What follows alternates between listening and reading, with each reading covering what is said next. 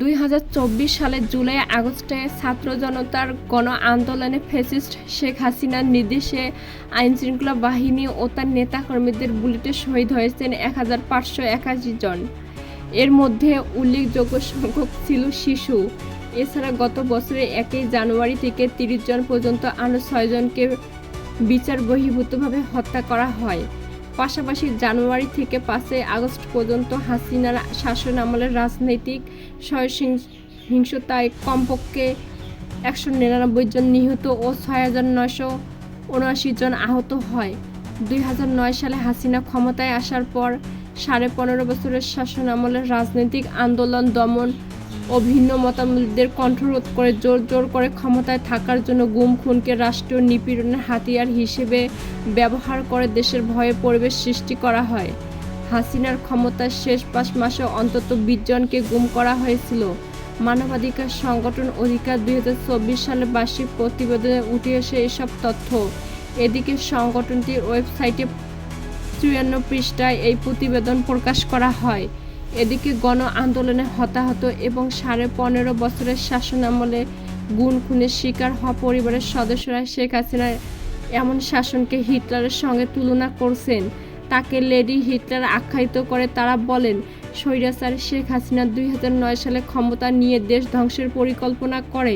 এরই ধারাবাহিকতায় ফ্যাসিস্ট হাসিনা হিটলারের চেয়ে কোনো অংশে কম অত্যাচার করেনি।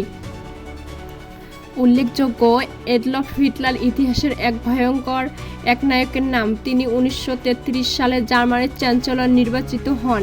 তারই নির্দেশে দেশটির নেতৃত্ব বাহিনী বিরোধী পক্ষের অনেককেই হত্যা করে প্রতিষ্ঠা করেন একটি সাম্যবাদী ও ফ্যাসিবাদী একনায়কত্ব।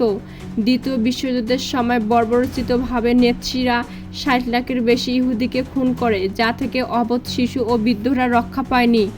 অধিকারের প্রতিবেদনটি 3টি ভাগে ভাগ করা হয়েছে।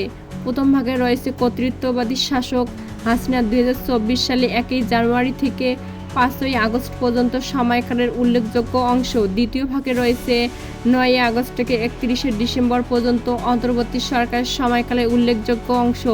আর তৃতীয় ভাগে 1 জানুয়ারি থেকে 31 ডিসেম্বর পর্যন্ত হাসিনা এবং অন্তর্বর্তী সরকারের সময় অন্যান্য মানবাধিকার লঙ্ঘনের বিষয়গুলো তুলে ধরা হয়েছে। এছাড়া বিদ্যমান সমস্যার সমাধানে 10 দফা সুপারিশ করা হয়েছে প্রতিবেদনে। অধিকারের প্রতিবেদনে উল্লেখ করা হয়, জোর করে ক্ষমতায় থাকতে হাসিনা সরকার সব রাষ্ট্রীয়, সাংবিধানিক ও স্বায়ত্তশাসিত প্রতিষ্ঠানকে আজ্ঞাবহ প্রতিষ্ঠানে পরিণত করে। বিচার বিভাগে অযোগ্য এবং দলীয় লোকদের নিয়োগ দিয়ে তা নিয়ন্ত্রণ করার ব্যবস্থা করে।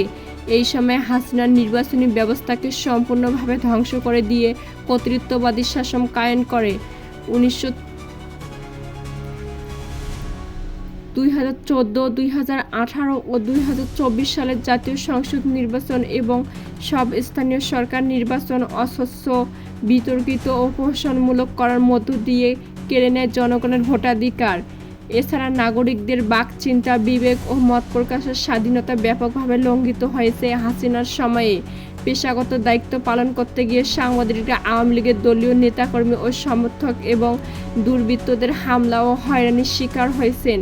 5 আগস্ট পর্যন্ত নিবর্তনমূলক সাইবার নিরাপত্তা আইন ব্যবহার করে বাক ও মতামতের স্বাধীনতা, গণমাধ্যমের স্বাধীনতা, ব্যক্তিগত গোপনীয়তা এবং নাগরিক স্বাধীনতাকে ক্ষুণ্ণ করা হয়েছে। আওয়ামী লীগ সরকারের আমলে 2024 সালে নারীর প্রতি সহিংসতা বৃদ্ধি পেয়েছিল বলে মন্তব্য করা হয় প্রতিবেদনে।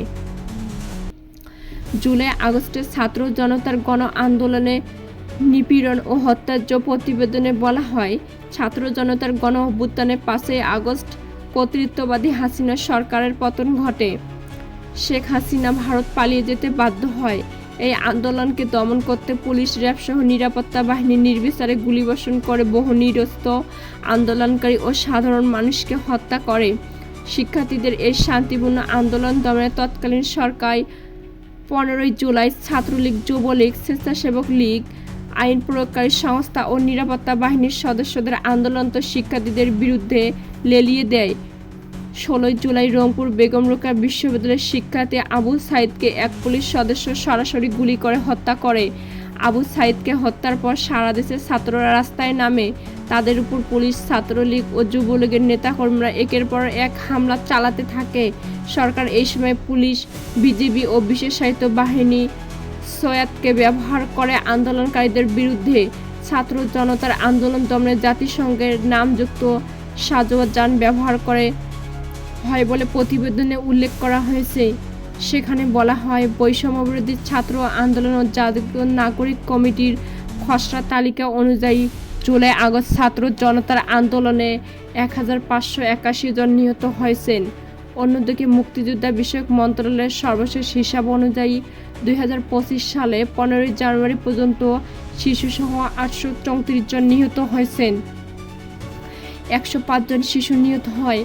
আন্দোলনরত শিক্ষার্থীদের উপর নৃশংস হামলা চরম আকার ধারণ করলে স্থানীয় সাধারণ জনগণ, এমনকি শ্রমিক ও রিকশা চালকরা তাদের সঙ্গে যোগ দেন। আইন প্রয়োগকারী সংস্থার সদস্য এবং ক্ষমতাসীন দলের নেতাকর্মীরা এই সময় আন্দোলনরত ছাত্র জনতার উপর নির্বিচারে গুলি করে। জুলাই আগস্ট আন্দোলনের বিভিন্ন পর্যায়ে ইন্টারনেট বন্ধ করে নির্বিচারে হত্যাযজ্ঞ চালায় হাসিনা সরকার। আইন প্রয়োগকারী সংস্থার সদস্যরা হেলিকপ্টারে থেকে ছাত্র জনতার উদ্দেশ্যে গুলি করে এবং তাদের হত্যা করে। গুলিবিদ্ধ শিক্ষার্থীদের হাসপাতালে নেওয়ার সময় পুলিশ এবং আওয়ামী লীগ বাধা দেয়। এতে আহত অনেক শিক্ষার্থীর মৃত্যু ঘটে। 19 জুলাইয়ের পর নির্বিচার গুলিতে শিশু শামীর, আব্দুল আহাদ, রিয়া গোপ, মোহাম্মদ রাসেল সহ 105 জন শিশু নিহত হয়।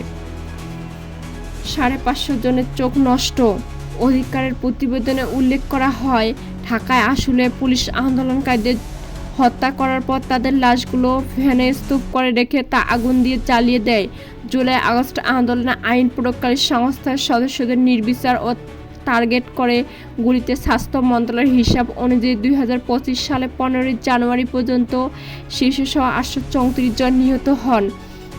এছাড়া গুলিবিদ্ধ আহতদের মধ্যে রয়েছেন ছাত্র, শ্রমিক ও দিনমজুর।